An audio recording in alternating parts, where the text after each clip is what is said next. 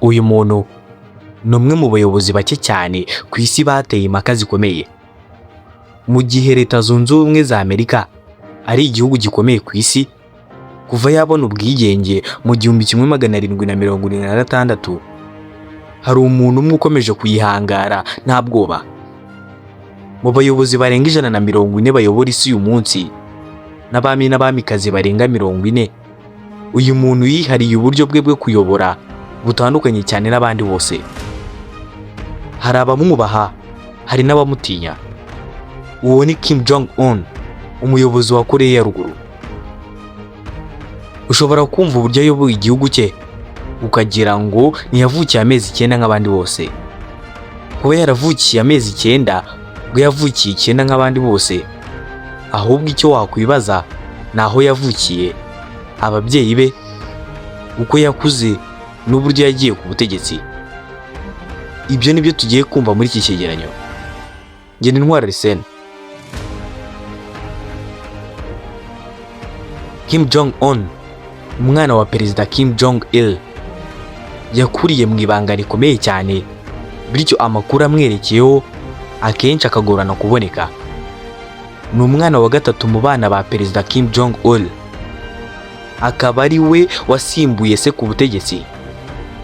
Nyina we ni Ko Yong. Yavutse ku itariki ya 8 Mutarama 1983, kandi yakuriye mu buzima bwihishe hamwe n'abavandimwe be Kim Jong Chul na Kim Yo Jong. Nk'umwana yize mu Busuwisi, aho bivuga ko yigaga amasomo rusange kandi agakunda gukina basketball, nubwo atari muremure cyane, aho yari afite metero 1 na santimetero 7 z'uburebure.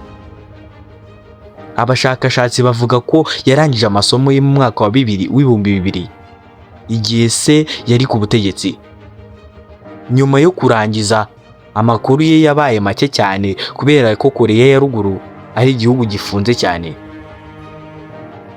Mu mwaka wa 2011, Kim Jong Un yagiye ku butegetsi asimbuye se wari witabye Imana ku ya 17 Ukuboza 2011 azize indwara y'umutima, nk'uko byavuzwe n'ikinyamakuru BBC News. Kujya ku butegetsi kwe byabaye igitangaza ku baturage ba Koreya ya Ruguru ndetse no ku isi yose, cyane cyane Amerika. Nubwo atari umuntu wari uzwi cyane ku isi mbere yo kugera ku butegetsi, ibikorwa bye byahagaragaye cyane igihe yatangiye gukora intwaro za kirimbuzi zishobora kugera kure, bigatuma Amerika n'ibindi bihugu nka Koreya y'Epfo n'Ubuyapani byumvaga impungenge zikomeye.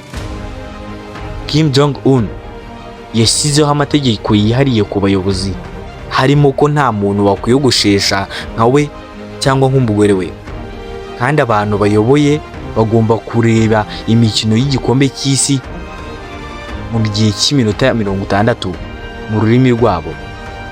Kugeza ubu, inzozi zo gutumira igikombe cy'isi muri Koreya ya Ruguru biracyagoranye kubera ko iki gihugu kitayirimo imipaka ifunguye ku bantu bose. Ibyo bikaba ari bimwe mu byatumye benshi bavuga ko ari umwe mu bategetsi bakomeye ku isi, cyane cyane ku bijyanye na Amerika. Nitwa Ntwari Arsene.